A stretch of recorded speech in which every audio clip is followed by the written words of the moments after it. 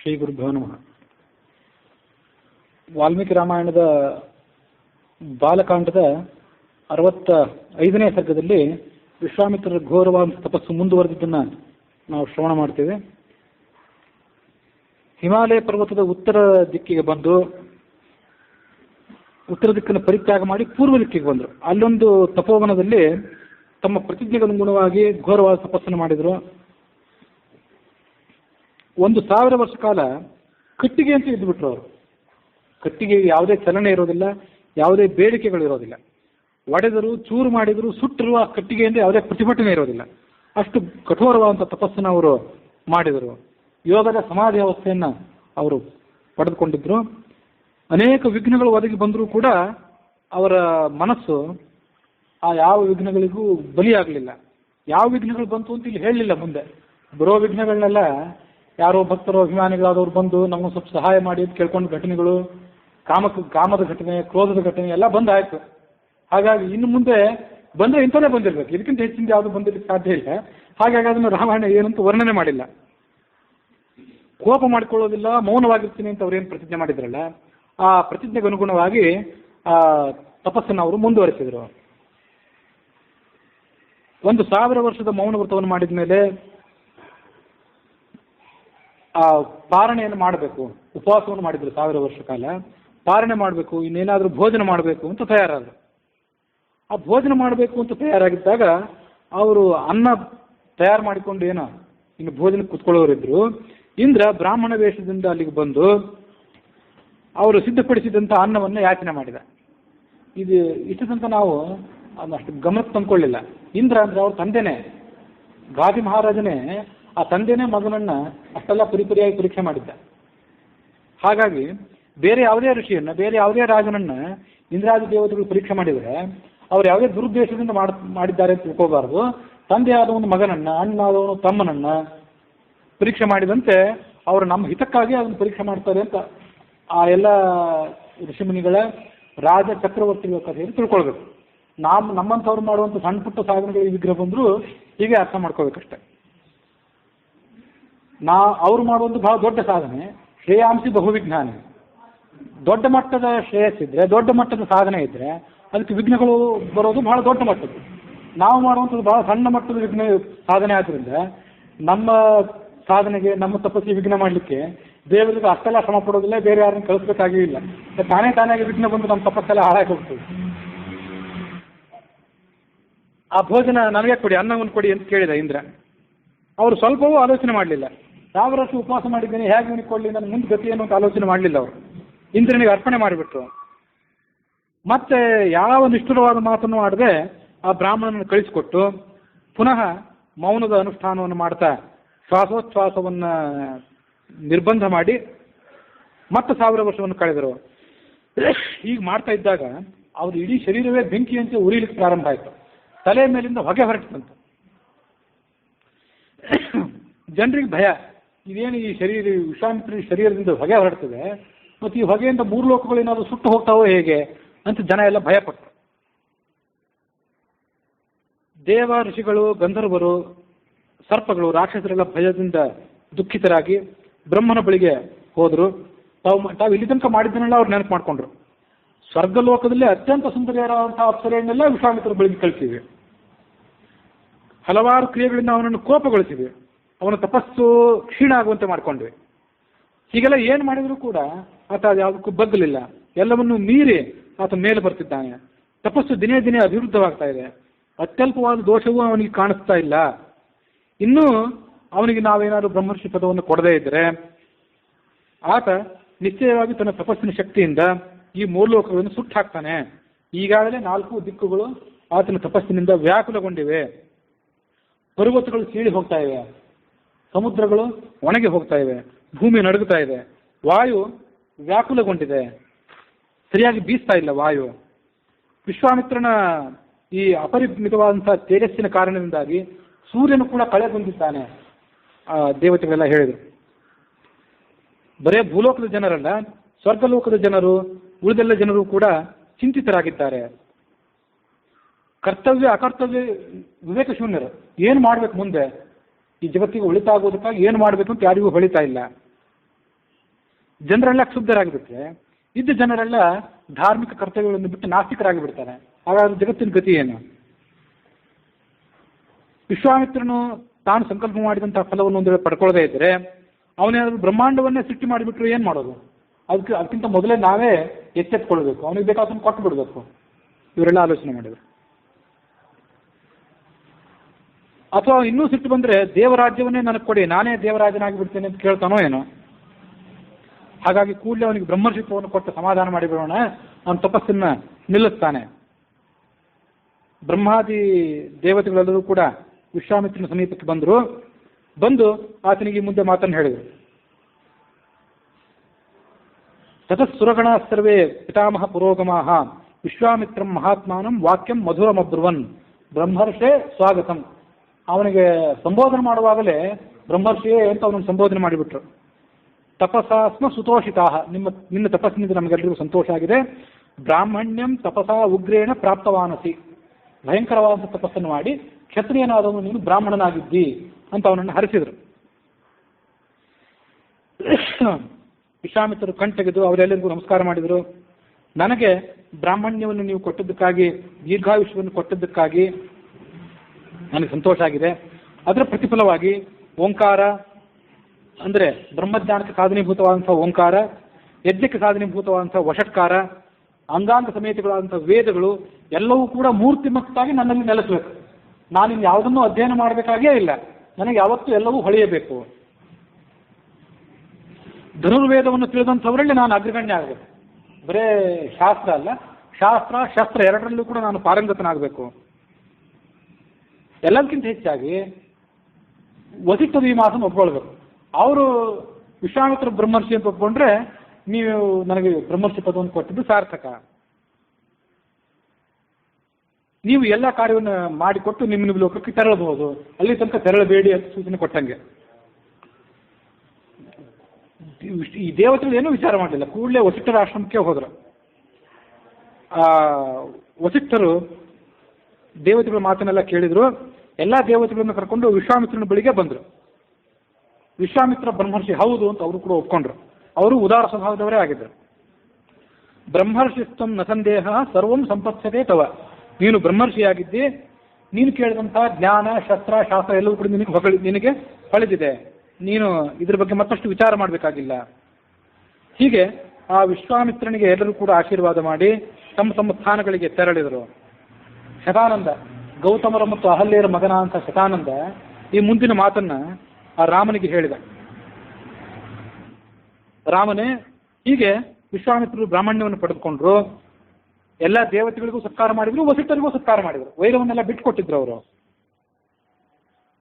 ಕೃತಕೃತ್ಯರಾದಂತಹ ಧನ್ಯರಾದಂತಹ ವಿಶ್ವಾಮಿತ್ರರು ಭೂಮಿಯ ಎಲ್ಲಾ ಕಡೆ ಸಂಚಾರ ಮಾಡಿದರು.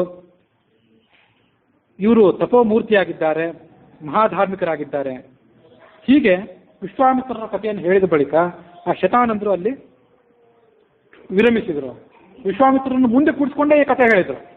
ಅವರು ಹೇಗೆ ಕೋಪ ಮಾಡ್ಕೊಂಡಿದ್ರು, ಹೇಗೆ ಕಾಮಕ್ಕೆ ಬಲಿಯಾಗಿದ್ರು, ಎಷ್ಟೆಷ್ಟು ಸಿಟ್ಟು ಮಾಡ್ಕೊಂಡಿದ್ರು, ಎಷ್ಟು ಕ್ಷುದ್ರವಾದ ಮಾತನಾಡಿದ್ರು, ಎಲ್ಲಾ ಮಾತನ್ನು ಅವರು ಮುಂದೆ ಕೂಡಿಸ್ಕೊಂಡೇ ಹೇಳಿದರು. ಆ ಕೇಳೋವರಿಗೂ ಅದನ್ನು ಸಂಕೋಚ ಆಗಲಿಲ್ಲ, ಹೇಳುವವರಿಗೂ ಸಂಕೋಚ ಆಗಲಿಲ್ಲ.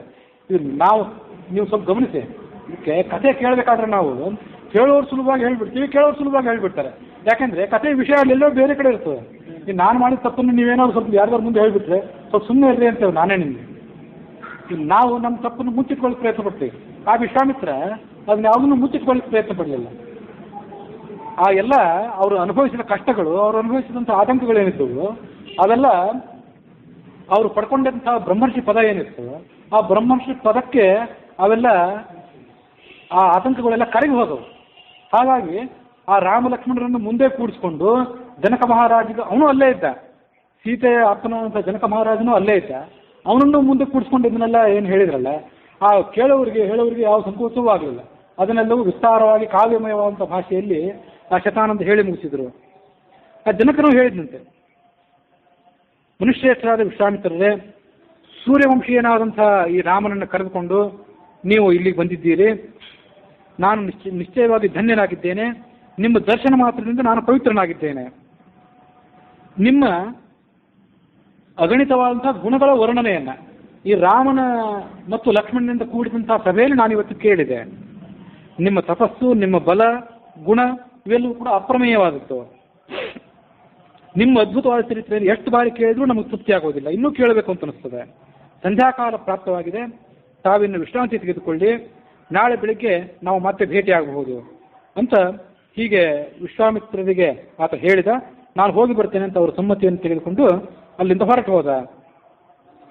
ರಾಮ ಲಕ್ಷ್ಮಣರ ಜೊತೆಗೂಡಿ ಆ ವಿಶ್ವಾಮಿತ್ರರು ಕೂಡ ತಮ್ಮ ಬಿಡಾರಕ್ಕೆ ಹೊರಟು ಹೋದರು ಅನ್ನುವಲ್ಲಿಗೆ 65ನೇ ಸರ್ಗ ಮುಕ್ತಾಯ ಆಗಿದೆ.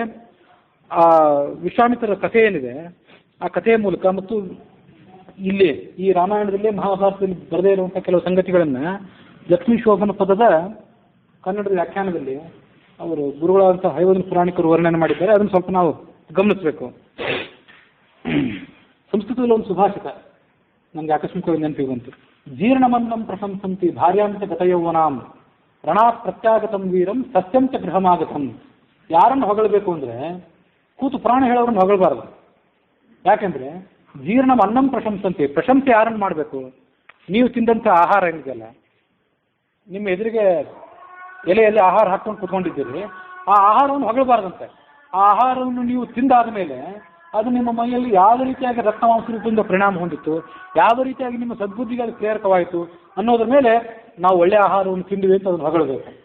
ಅನ್ನಂ ಜೀರ್ಣಂ ಪ್ರಶಂಸಂತಿ ಭಾರ್ಯಾಂತ ಗತಯೌವನಾಂ. ಸುಂದರಿಯಾದ ಪತ್ನಿನ ಮನೆ ಕರ್ಕೊಂಡು ಬಂದ್ವಿ ಅಂತ ನಾವು ಬೀಗಬಾರದು, ಅತ್ತೆ ಮಾವನು ಬೀಗಬಾರ್ದು, ಬಂಧು ಬಾಂಧವರು ಯಾರು ಬೀಗಬಾರ್ದು. ಸೌಂದರ್ಯದಿಂದ ಅವಳಿಗೆ ಬೆಲೆ ಅಲ್ಲ. ಭಾರ್ಯಾಂತ ಗತಯೌವನಾಂ, ತನ್ನ ಯೌವನವನ್ನೆಲ್ಲ ಅವಳು ಕಳೆದು ಹೋದ ಮೇಲೆ ಮಕ್ಕಳನ್ನ ಮೊಮ್ಮಕ್ಕಳನ್ನ ಯಾವ ರೀತಿಯಾಗಿ ಅವಳು ಜೋಪಾನ ಮಾಡಿದ್ಲು, ಅವರಿಗೆಲ್ಲ ಯಾವ ರೀತಿಯಾದ ಶಿಕ್ಷಣ ಅವಳು ಕೊಟ್ಲು, ಸಂಸಾರವನ್ನು ಯಾವ ರೀತಿಯಾಗಿ ಅವಳು ನಿರ್ವಹಿಸಲಿಲ್ಲ ಅನ್ನೋದ್ರ ಮೇಲೆ ಆಮೇಲೆ ಅವಳನ್ನು ಹೊಗಳಬೇಕು.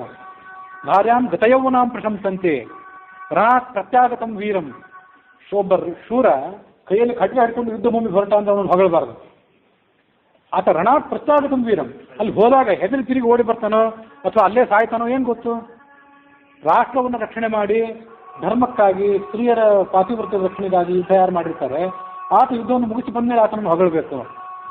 ವೀರಂ ರಣಾತ್ ಪ್ರತ್ಯಾಗತಂ ಪ್ರಶಂಸಂತಿ ಸಸ್ಯಂಚ ಗೃಹಮಾಗತಂ. ನಮ್ಮ ನಿಮ್ಮ ಹೊಲಗಳಲ್ಲಿ ದೊಡ್ಡ ಪ್ರಮಾಣದ ಫಸಲಿದೆ, ಹೌದು, ಅದನ್ನು ಈಗಲೇ ಹೊಗ ತಕ್ಕಿಸ್ಕೊಂಡ್ರೆ ಅರ್ಥ ಇಲ್ಲ. ಆ ಸಸ್ಯವೆಲ್ಲ ಸರಿಯಾದ ರೀತಿಯಲ್ಲಿ ಕಟಾವಾಗಬೇಕು, ಸರಿಯಾದ ರೀತಿಯಲ್ಲಿ ಕಟಾವಾಗಿ ಸರಿಯಾದ ರೀತಿಯಲ್ಲಿ ಅದು ಫಲ ಬಂದು ಮನೆಗೆ ಮುಟ್ಟಬೇಕು. ಮುಟ್ಟುವಾಗ ನಾವು ಇಷ್ಟಂತದ್ದು ಹಾಕಿದ ಗೊಬ್ಬರ, ತೆಗೆದ ಕಳೆ ಅದೆಲ್ಲ ಸಾರ್ತಕ್ಕಂಥ ಅದನ್ನ ಆಮೇಲೆ ಹೊಗಳಬೇಕು. ಅದು ಹೊಲದಲ್ಲಿದ್ದಾಗ ಹೊಗಳತ ಕೂತ್ರೆ ಅದು ಎಷ್ಟು ರೂಪದಲ್ಲಿ ಧನಪ್ರಾಪ್ತಿಯ ರೂಪದಲ್ಲಿ ಪರಿಣಾಮ ಹೊಂದುತ್ತದೆ ಅಂತ ಖಾತ್ರಿ ಇರೋದಿಲ್ಲ. ಅದಕ್ಕೆ ಈ ಶ್ಲೋಕ ಯಾಕೆ ನೆನಪು ಬಂತು ಅಂದರೆ ರಣಾತ್ ಪ್ರತ್ಯಾಗತಂ ವೀರಂ. ಉಳಿದ ಯಾರನ್ನೂ ಹೊಗಳಿದ್ದು ವ್ಯರ್ಥ. ಉಳಿದ ಯಾವ ಪಂಡಿತರನ್ನ ಯಾವ ಜ್ಞಾನಿಗಳನ್ನ ಹೊಗಳೋದೇನಿದೆ ಅದು ವ್ಯರ್ಥ. ಯಾಕೆಂದ್ರೆ ನಾವಿನ್ನೂ ಯುದ್ಧ ಭೂಮಿಗೆ ಹೊರಟವ್ರಷ್ಟೇ. ಯುದ್ಧ ಭೂಮಿಗೆ ಹೊರಟಿದ್ದೀವಿ, ಅನೇಕ ಆಡಂಬರ ವೈಭವದ ಮೂಲಕ ನಾವು ಯುದ್ಧ ಭೂಮಿಗೆ ಹೊರಟಿದ್ದೇವೆ ಅಷ್ಟೇ, ಇನ್ನೂ ತಿರುಗೇ ಬಂದಿಲ್ಲ ನಾವು.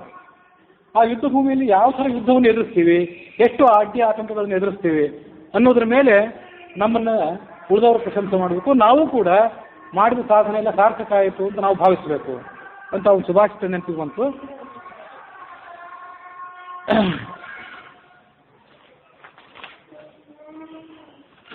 ಕೆಲವರು ತಲೆಯೂರಿ ತಪಗೈದು ಪುಣ್ಯದ ಗಳಿಸಿದ್ದರೂ ಫಲವಿಲ್ಲ, ಜ್ವಲಿಸುವ ಕೋಪದಿ ಶಾಪವ ಕೊಡುವರು, ಲಲನೆಯನ್ನು ಇವರು ಒಲಿಸುವರೇ ಅಂತ ಲಕ್ಷ್ಮೀ ಶೋಭಾನದ ಪದ. ಅದು ಅನೇಕ ಜನ ದೊಡ್ಡ ದೊಡ್ಡ ಋಷಿಗಳಿದ್ರು, ನಾನಾ ರೀತಿಯ ತಪಸ್ಸನ್ನು ಮಾಡಿದ್ರು.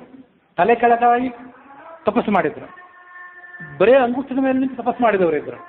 ಇಷ್ಟೆಲ್ಲ ತಪಸ್ಸು ಮಾಡಿದವರಿದ್ರು ಕೂಡ ಲಕ್ಷ್ಮೀದೇವಿ ಕೈಯಲ್ಲಿ ಸ್ವಯಂವರದ ಮಾಲೆ ಹಿಡ್ಕೊಂಡು ಬಂದಾಗ ಯಾರಿಗೂ ಒಲಿಯಲಿಲ್ಲ, ಅವ್ರನ್ನೆಲ್ಲ ತಿರಸ್ಕಾರ ಮಾಡಿದ್ಲು. ಯಾಕೆಂದ್ರೆ ಅಷ್ಟೆಲ್ಲ ಅವ್ರು ಮಾಡಿದ್ರು ಜ್ವಲಿಸುವ ಕೋಪದಿ ಶಾಪವ ಕೊಡುವರು. ಅವರಿಗೆ ಕೋಪ ಮೂಗಿನ ತುದಿಯಲ್ಲೇ, ಯಾವಾಗ ಯಾರಿಗೆ ಶಾಪ ಕೊಟ್ಟು ಬಿಡ್ತಾರೆ ಅಂತ ಖಾತ್ರಿ ಇಲ್ಲ. ಯಾವಾಗ ಕಾಮಕ್ಕೆ ತುತ್ತಾಗ್ತಾರೆ, ಯಾವಾಗ ಕೋಪಕ್ಕೆ ತುತ್ತಾಗ್ತಾರೆ, ಯಾವಾಗ ಪ್ರತಿಷ್ಠೆಗೆ ಬಲಿಯಾಗ್ತಾರೆ ಅಂತ ಅನ್ನೋದಕ್ಕೆ ಅಲ್ಲಿ ಅದಕ್ಕೊಂದು ಹೇಳಿ ಸಾಧ್ಯವೇ ಇಲ್ಲ. ಅದಕ್ಕೆ ವಸಿಷ್ಠರು ಹೇಳಿದ್ರು. ವಸಿಷ್ಠರು ಏನು ಮಾಡಿದ್ರು ಅಂದರೆ ಆ ರಾಜನಿಗೆ ಶಾಪ ಕೊಟ್ಟರು, ನರಮಾಂಸವನ್ನು ನಾನು ನೀನು ಭೋಜನ ಮಾಡಿಸಿದಂತ ವ್ಯರ್ಥವಾಗಿ ಆತನಿಗೆ ಶಾಪ ಕೊಟ್ಟರು. ವಿಶ್ವಾಮಿತ್ರರು ಏನು ಮಾಡಿದರು ಅದನ್ನು ಹೈವದನ ಪುರಾಣಿಕರು ತಮ್ಮ ಆ ವ್ಯಾಖ್ಯಾನದಲ್ಲಿ ತಿಳಿಸ್ತಾರೆ. ಕುರ್ಯಾದನ್ಯನ್ನವಾ ಕುರ್ಯಾನ್ ಮೈತ್ರೋ ಬ್ರಾಹ್ಮಣ ಉಚ್ಯತೆ. ವಿಶ್ವಾಮಿತ್ರನ ಮಹತ್ವವನ್ನು ಈಗ ಆತ ಬ್ರಹ್ಮರ್ಷಿ ಪಡ್ಕೊಂಡಿದ್ದೆಲ್ಲ ಘಟನೆ ನಾವು ಶ್ರವಣ ಮಾಡಿದ್ಮೇಲೆ ಈಗ ಇನ್ನೊಂದ್ಸಲಿ ಕೇಳಬೇಕು. ಬೇರೆ ಯಾವ ಜಪವನ್ನು ಮಾಡಿ ಬಿಡಿ, ಆದರೆ ಗಾಯತ್ರಿ ಮಂತ್ರವನ್ನು ಮಾತ್ರ ಮಾಡಲೇಬೇಕು. ಗಾಯತ್ರಿ ಮಂತ್ರವನ್ನು ಬಿಟ್ಟವನು ಬ್ರಾಹ್ಮಣನೇ ಅಲ್ಲ. ಜಗತ್ತಿನಲ್ಲಿ ಅತ್ಯಂತ ಶ್ರೇಷ್ಠವಾದ ಪ್ರಾರ್ಥನೆ ಅದು. ನಮಗೆ ನಮ್ಮ ಕಿವಿಗಳು ಒಳ್ಳೆಯ ಮಾತನ್ನು ಕೇಳಲಿ, ಮೂಗು ಒಳ್ಳೆಯ ಸುಗಂಧವನ್ನು ಮೂಸಲಿ, ಭದ್ರಂ ಕರ್ಣೇ ವಿಷ್ಣುಯಾಮ ದೇವ ಇತ್ಯಾದಿ ಪ್ರಾರ್ಥನೆಗಳನ್ನು ನಾವು ಸಂಸ್ಕೃತ ವೈದಿಕ ಸಾಹಿತ್ಯದಲ್ಲಿ ಕೇಳ್ತೀವಿ. ಆದರೆ ಧಿಯೋ ಯೋನ ಪ್ರಚೋದಯ, ನಮ್ಮ ಬುದ್ಧಿಯನ್ನು ಆ ಭಗವಂತ ಪ್ರಚೋದಿಸಲಿ ಅನ್ನೋ ಪ್ರಾರ್ಥನೆ ಏನಿದೆ ಅದು ಜಗತ್ತಿನಲ್ಲಿ ದೊರಕಬಹುದಾದಂಥ ಅತ್ಯಂತ ದೊಡ್ಡ ಪ್ರಾರ್ಥನೆ ಅದು. ಅಂಥ ಪ್ರಾರ್ಥನೆಗೆ ಆಧಾರಭೂತವಾದ ಗಾಯತ್ರಿ ಅನ್ನೋರು ಕಂಡುಕೊಂಡವರು ರಾಜರಾಗಿದ್ದವರನ್ನು ಅವರು ಎಲ್ಲ ಬ್ರಾಹ್ಮಣರು ಅವರನ್ನು ಗುರುಗಳು ಅಂತ ಸ್ವೀಕಾರ ಮಾಡಿ ಆ ಗಾಯತ್ರಿ ಮಂತ್ರವನ್ನು ಜಪ ಮಾಡೇ ಮಾಡ್ತಾರೆ. ಅಂಥವರಿಗೆ ಎಂಥ ಸಿಟ್ಟು, ವಸಿಷ್ಠರ ಮೇಲೆ ದ್ವೇಷ ಇತ್ತು ಅವರಿಗೆ. ಆ ದ್ವೇಷವನ್ನೆಲ್ಲ ಅವರು ಮೀರಿ ನಿಂತರು. ಆ ಸಂಗತಿ ಬೇರೆ, ಇದನ್ನು ನೋಡ್ಬೇಕಂತೆ. ಋಗ್ವೇದದ 3ನೇ ಮಂಡಲದಲ್ಲಿ ಹೀಗೊಂದು ಮಾತಿದೆ, ಪರಶುಂ ಚಿದ್ವಿಪತಿ ಶಿಂಬಲಂ ಚಿದ್ವಿಶ್ಚತಿ ಮುಖಾಚಿದಿಂದ್ರ ಏಷಂತಿ ಪ್ರಯಸ್ತಾ ಫೇನಮಸ್ಯತಿ. ಕೊಡಲಿಯ ಏಟಿಗೆ ಮರ ಕಡಿದು ಬೀಳುವಂತೆ ಶತ್ರುವಾದಂಥ ವಸಿಷ್ಠ ಸಾಯಲಿ, ಅವನ ದೇಹ ಚಿನ್ನ ವಿಚ್ಛಿನ್ನವಾಗಲಿ, ಬಾಯಲ್ಲಿ ಜೊಲ್ಲು ಸುರಿಸ್ತಾ ಆತ ಸತ್ತು ಹೋಗಲಿ. ಹೀಗೆ ವಿಶ್ವಾಮಿತ್ರರು ಕ್ರೋಧದ ಆವೇಶದಿಂದ ಶಾಪ ಕೊಟ್ಟಿದ್ರು. 21ನೇ ಮಂತ್ರದಿಂದ 24ನೇ ಮಂತ್ರ ತನಕ ವಿಶ್ವಾಮಿತ್ರರ ಶಾಪ ಇದು. ವಸಿಷ್ಠ ವಿದ್ವೇಷಿಣಿ ಮಂತ್ರ ಅಂತ ಇದು ಕರೀತಾರಂತೆ. ವಸಿಷ್ಠರ ಗೋತ್ರದವರು ಇದನ್ನು ಪಠನ ಮಾಡಬಾರ್ದಂತೆ. ನಿಮ್ಮಲ್ಲಿ ಯಾರು ವಸಿಷ್ಠ ಗೋತ್ರದವರು ಇದ್ದರೆ ಸ್ವಲ್ಪ ಗಮನಿಸಿ. ನಾನು ವಸಿಷ್ಠ ಗೋತ್ರದವನೇ, ಅದನ್ನು ಗಮನಿಸಿ. ಅದರ ಅಭಿಪ್ರಾಯ ಆಮೇಲೆ ಹೇಳ್ತೇನೆ. ಅದನ್ನು ಪಠನವೂ ಮಾಡೋದಿಲ್ಲಂತೆ, ಶ್ರವಣನೂ ಮಾಡೋದಿಲ್ಲಂತೆ. ವೇದದ ಅಂಗ ಒಂದು 6 ಅಂಗಗಳಿವೆಯಲ್ಲ, ಅದರಲ್ಲಿ ನಿರುಕ್ತ ಅಂತ ಒಂದು ಅಂಗ. ಆ ನಿರುಕ್ತ ಅನ್ನುವಂಥ ಅಂಗಕ್ಕೆ ವ್ಯಾಖ್ಯಾನ ಮಾಡಿದವರು ದುರ್ಗಾಚಾರ್ಯ ಅಂತ. ಅವರು ಈ 4 ಮಂತ್ರಗಳಿಗೆ ವ್ಯಾಖ್ಯಾನ ಮಾಡಿಲ್ಲಂತೆ. ಯಾಕೆಂದ್ರೆ ಅವರು ವಸಿಷ್ಠ ಗೋತ್ರದವರು. ವಸಿಷ್ಠರ ಗೋತ್ರದವನ ಅಂತ ನಾನು ಈ 4 ಮಂತ್ರಗಳಿಗೆ ವ್ಯಾಖ್ಯಾನ ಮಾಡಲಾರೆ ಅಂತ ಅವರು ಅದನ್ನು ತಿರಸ್ಕಾರ ಮಾಡಿದ್ದಾರಂತೆ. ಆದರೆ ಅದನ್ನ ವಿಶ್ವಾಮಿತ್ರರು ಇನ್ನೂ ಬ್ರಹ್ಮರ್ಷಿಯ ಪಟ್ಟವನ್ನು ಏರುವುದಕ್ಕಿಂತ ಮೊದಲು ಕುಪಿತರಾಗಿ ವಸಿಷ್ಠರಿಗೆ ಈ ಶಾಪ ಕೊಟ್ಟರು. ಆದರೆ ಅವರು ಬ್ರಹ್ಮರ್ಷಿ ಪದವನ್ನು ಏರಿದ ಮೇಲೆ ಅವರ ಬಾಯಿಂದ ಇದೇ ಮಾತು ಬಂದರೆ ಅದು ಶಾಪ ಆಗಲಾರದು ಅಂತ ನನ್ನ ಅಭಿಮತ. ನನ್ನ ಅಭಿಮತ ಅದು ಪರಂಪರೆಗೆ ಏನು ವಿರುದ್ಧ ಆಗಲಿಕ್ಕಿಲ್ಲ ಅಂತ ತಿಳ್ಕೊಂಡಿದ್ದೇನೆ. ಯಾಕಂದ್ರೆ ವೇದಗಳಿಗೆ 3 ಅರ್ಥ ಇದೆ. ಶತ್ರು ಸತ್ತು ಹೋಗಲಿ, ಕೊಡಲಿ ಏಟಿಗೆ ಮರ ತಲೆಗೆಲಗಾಗಿ ಉರುಳುವಂತೆ ಶತ್ರು ಸತ್ತು ಹೋಗಲಿ ಅಂತ ಅವ್ರೇನು ಶಾಪ ಕೊಟ್ಟಿದ್ರು ಆ ವಿಶ್ವಾಮಿತ್ರರು, ಅದು ಎಲ್ಲರ ವಸಿಷ್ಠರ ಗೋತ್ರಾನುಯಾಯಿಗಳು ಮತ್ತು ಉಳಿದೆಲ್ಲ ಜೀವಿಗಳು ಒಳಗಿರುವಂತಹ ಕಾಮಕ್ರೋಧಾದಿ ಶತ್ರುಗಳೇನಿದ್ದಾರೆ ಅವರು ಕೊಡಲಿಯ ಏಟಿಗೆ ಸಿಕ್ಕಿ ಮರ ತಲೆ ಕೆಳಗಾಗಿ ಉರುಳುವಂತೆ ಉರುಳಿ ಹೋಗಲಿ. ಆ ಕಾಮಕ್ರೋಧಾದಿಗಳ ಶರೀರ ಅದು ಚಿನ್ನ ವಿಚ್ಛಿನ್ನವಾಗಲಿ, ಬಾಯಿಯಲ್ಲಿ ಅದು ಜೊಲ್ಲು ಸುರಿಸ್ತಾ ಪ್ರಾಣ ಬಿಡಲಿ ಅಂತ ನಮ್ಮ ಒಳಗಿನ ಶತ್ರುಗಳಿಗೆ ಅದನ್ನು ಅನ್ವಯಿಸಿ ಮಾಡ್ಕೊಂಡು ಬಿಟ್ರೆ ಆ ವಿಶ್ವಾಮಿತ್ರರು ಪಠನ ಮಾಡಿದಂತಹ ವೇದ ವಾಕ್ಯ ಏನಿದೆ ಅದನ್ನು ವಸಿಷ್ಠ ಗೋತ್ರದವರು ಉಳಿದೆಲ್ಲ ಗೋತ್ರದವರು ನಿರಾತಂಕವಾಗಿ ಅದನ್ನು ಪಠನೆ ಮಾಡಬಹುದು. ಬ್ರಹ್ಮರ್ಷಿತ್ವಂ ನ ಸಂದೇಹ ಸರ್ವಂ ಸಂಪರ್ಚಿತೇತವ ಅಂತ ಹೇಳಿ ವಸಿಷ್ಠರು ಆ ವಿಶ್ವಾಮಿತ್ರರಿಗೆ ಹರಿಸಿದ್ರು. ಅಷ್ಟು ಕ್ಷಮಾಮೂರ್ತಿ ಅವರು. ಕ್ಷಮೆಯನ್ನ ಬ್ರಾಹ್ಮಣಸ್ಯ ಕ್ಷಮಾ, ಬ್ರಾಹ್ಮಣನಿಗೆ ಮುಖ್ಯ ಗುಣ ಅಂದ್ರೆ ಕ್ಷಮೆ. ಹೃತ್ಪೂರ್ವಕವಾಗಿ ವಿಶ್ವಾಮಿತ್ರನನ್ನು ಅವರು ಹರಿಸಿದ್ರು ವಸಿಷ್ಠರು. ಆ ವಸಿಷ್ಠರ ಹಿಮಾಲಯದಂತಹ ಉನ್ನತ ವ್ಯಕ್ತಿತ್ವಕ್ಕೆ ವಿಶ್ವಾಮಿತ್ರರ ಕ್ರೋಧ ಚಿತ್ತಾಗಿಬಿಡ್ತು. ಆ ಕ್ರೋಧವನ್ನೆಲ್ಲ ಅವರು ಬಿಟ್ಟರು. ಅದರಿಂದ ಏನು ತಿಳ್ಕೊಳ್ಬೇಕಂದ್ರೆ ಬ್ರಾಹ್ಮಣರಾದವರು ನಿಜವಾದಂತಹ ಅರ್ಥದಲ್ಲಿ ಬ್ರಾಹ್ಮಣರಾಗಬೇಕು. ವಿಶ್ವಾಮಿತ್ರ ಅಂತ ಅವನಿಗೆ ಶಬ್ದ ಬಹಳ ಅಪರೂಪದ ಶಬ್ದ ಅದು. ಇಡೀ ವಿಶ್ವಕ್ಕೆ ಮಿತ್ರ, ಸ್ನೇಹಿತ. ಬ್ರಾಹ್ಮಣನಾದವನು ತನ್ನ ನಡವಳಿಕೆಯ ಮೂಲಕ ಆತ ಇಡೀ ವಿಶ್ವಕ್ಕೆ ಮಿತ್ರನಾಗಬೇಕು. ಆ ಜಾತಿಯವರು ಈ ಜಾತಿಯವರು, ಆ ಪಂಗಡ ಈ ಪಂಗಡ ಅನ್ನುವಂಥ ಭೇದವನ್ನು ತೋರಿಸಿದೆ. ತನ್ನ ನಡವಳಿಕೆಯ ಮೂಲಕ ಇಡೀ ವಿಶ್ವಕ್ಕೆ ಆತ ಮಿತ್ರನಾಗಬೇಕು. ಬ್ರಾಹ್ಮಣರಲ್ಲದೇ ಇದ್ದವರು ಕೂಡ, ಬ್ರಾಹ್ಮಣರಲ್ಲದೇ ಇದ್ದಂತಹ ಈ ವಿಶ್ವಾಮಿತ್ರ ಬ್ರಾಹ್ಮಣ್ಯ ಪದವಿಯನ್ನು ಏರಿದ ಕಥೆಯನ್ನು ಶ್ರವಣ ಮಾಡಿ ಆ ಬ್ರಾಹ್ಮಣ ಪದವಿಯನ್ನು ಏರಬಹುದು, ಬ್ರಾಹ್ಮಣ ತನಿಸ್ಕೊಳ್ಬಹುದು ಅನ್ನೋದನ್ನು ಈ ಕಥೆಯ ಮೂಲಕ ತಿಳ್ಕೊಳ್ಬೇಕು. ಮಹಾಭಾರತ ಹೇಳುವಂತೆ ನ ಯೋನಿರ್ನಾಪಿ ಸಂಸ್ಕಾರ ನ ಶ್ರುತಂ ನ ಚ ಸಂತತಿ ಕಾರಣಾನಿ ದ್ವಿಜತ್ವಸ್ಯ ಭೃತ್ವಮೇವತು ಕಾರಣಂ. ಮನುಷ್ಯ ಬ್ರಾಹ್ಮಣ ಅಲ್ಲಿಗೆ ಏನು ಕಾರಣ ಅಂದರೆ ನ ಯೋನಿಹಿ, ಯಾವ ತಾಯಿಯ ಗರ್ಭದಲ್ಲಿ ನೀವು ಹುಟ್ಟಿ ಬಂದಿದ್ದೀರಿ ಅನ್ನೋದು ಮುಖ್ಯ ಅಲ್ಲ. ನ ಯೋನಿರ್ನಾಪಿ ಸಂಸ್ಕಾರ, ನಿಮಗೆ ಉಪನಯನ ಆಗಿದೆಯೋ ಇಲ್ಲೋ ಅನ್ನೋದು ಮುಖ್ಯ ಅಲ್ಲ. ನ ಶ್ರುತಂ, ನೀವು ಯಾವ ಗುರುಕುಲದಲ್ಲಿ ಎಷ್ಟು ವರ್ಷ ಅಧ್ಯಯನ ಮಾಡಿದ್ದೀರಿ ಅನ್ನೋದು ಮುಖ್ಯ ಅಲ್ಲ. ನ ಶ್ರುತಂ ನ ಚ ಸಂತತಿ, ಯಾವ ದೊಡ್ಡ ವಂಶದಲ್ಲಿ ನೀವು ಹುಟ್ಟಿ ಬಂದಿದ್ದೀರಿ ಅನ್ನೋದು ಮುಖ್ಯ ಅಲ್ಲ. ಕಾರಣಾನಿ ದ್ವಿಜತ್ವಸ್ಯ, ಬ್ರಾಹ್ಮಣ್ಯಕ್ಕೆ ಯಾವ ಕಾರಣ ಅಲ್ಲ. ವೃತ್ತಮೇವತ್ತು ಕಾರಣ, ನಿಮ್ಮ ನಡವಳಿಕೆ ಏನಿದೆ ಆ ನಡವಳಿಕೆಯು ನಿಮ್ಮನ್ನು ಬ್ರಾಹ್ಮಣನನ್ನಾಗಿ ಮಾಡ್ತದೆ. ಜನ್ಮನ ಜಾಯತೆ ಶೂದ್ರ ಕರ್ಮಣ ದ್ವಿಜ ಉಚ್ಯತೆ. ಹುಟ್ಟಾರೆ ಪ್ರತಿಯೊಬ್ಬರು ಶೂದ್ರರೇ, ಆದರೆ ನಡವಳಿಕೆಯ ಮೂಲಕ ಆತ ಬ್ರಾಹ್ಮಣನಾಗ್ತಾನೆ ಅನ್ನೋ ಮಾತನ್ನು ಆ ಮಹಾಭಾರತದಲ್ಲಿ ಕೇಳ್ತೀವಿ. ಹಾಗೆ ಆ ವಿಶ್ವಾಮಿತ್ರ ಹುಟ್ಟ ಕ್ಷತ್ರಿಯರಾಗಿದ್ದರೂ ಕೂಡ ತಪಸ್ಸಿನ ಮೂಲಕವಾಗಿ ಬ್ರಾಹ್ಮಣ್ಯ ಪದವಿಯನ್ನು ಪಡ್ಕೊಂಡ್ರು. ಎಲ್ಲ ಬ್ರಹ್ಮಜ್ಞಾನಿಗಳಾದಂತಹ ಬ್ರಾಹ್ಮಣರು ಕೂಡ ಅವರಿಗೆ ಮಾನ್ಯತೆಯನ್ನು ಕೊಟ್ಟರು. ಆ ಮಾನ್ಯತೆಯನ್ನು ಕೊಟ್ಟರು ಅಂತ ಅನ್ನೋದನ್ನು ಕೂಡ ಈ ಸಂದರ್ಭದಲ್ಲಿ ನಾವು ಗಮನಿಸಬೇಕು. ಮತ್ತೊಂದು ಸಂದರ್ಭ ಏನಂತಂದ್ರೆ, ಮೊನ್ನೆ ಒಂದು ದಿವಸ ಅವರು ನೈವೇದ್ಯ ಹೇಗೆ ಮಾಡಬೇಕು ಅಂತ ಕೇಳ್ತಿದ್ರು. ಅದೆಲ್ಲ ಧ್ವನಿ ಮುದ್ರಣ ಆಗಿಬಿಡ್ಲಿ ಅಂತ ನಾನು ಹೇಳ್ತಿದ್ದೆ.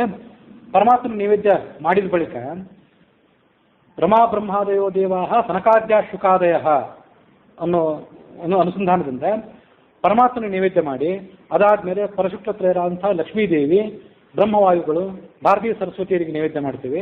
ಅದಾದ್ಮೇಲೆ ನೈವೇದ್ಯ ಏನಿದೆ ಗರುಡಶೇಷ ಮೊದಲಾದವರಿಂದ ಆರಂಭಿಸಿ ಅಗ್ನಿದೇವರ ಪರ್ಯಂತ ಉಳಿದವರಿಗೆ ನೈವೇದ್ಯ ಮಾಡ್ತೀವಿ. ಸನಕಾದ್ಯ ಶುಕಾದಯ ಅಂತ ಎರಡಿದೆ.